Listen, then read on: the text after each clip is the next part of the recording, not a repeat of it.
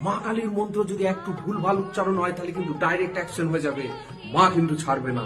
দেখুন, ভালো করে এইসব উল্টো পাল্টা আপনাদেরকে যারা বোঝায় তাদেরকে ভালো করে উত্তর দিন যে প্রথম যখন তারাও মন্ত্র পাঠ করতে শিখেছিল, প্রথম দিনে একদম সঠিকভাবে বলতে শিখেছিল, ধীরে ধীরে নিশ্চয়ই বলতে শিখেছে। তাহলে যারা আপনাদেরকে মা কালীর নামে ভয় দেখায়, মা কালী নিজের বর্ণনাতেই আছে কি, তিনি ক্ষমাশীল, তিনি সকলের মঙ্গলকারী, তিনি কালকেও জয় করেছেন, তিনি মহাকাল জয়ী, যিনি প্রেমময়, এই জগতের যিনি কল্যাণকারী। সে মায়ের পুজো আপনারা প্রত্যেকে শুরু করুন। যারা আপনাদেরকে ভয় দেখায় যে মা কালী পুজো করলে এই হয়ে যাবে ওই হয়ে যাবে, তারা শুধুমাত্র আমাদেরকে দূরে করে রাখতে চায়, মায়ের কাছ থেকে দুর্বল করে রাখতে চায়।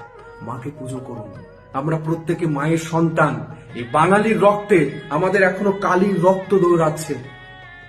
সুভাষচন্দ্র বোস থেকে স্বামী বিবেকানন্দ, প্রত্যেক বাঙালিরা কালী পুজো করেছিল। সেই কালী পুজোতে আপনারা আবার অংশগ্রহণ করুন, আবার নতুন করে বলুন একসাথে, ওম জয়ন্তী মঙ্গলা কালী ভদ্র কালী কপালী দুর্গা শিবা ক্ষমা ধাত্রী সহস্রধা নমস্তুতে।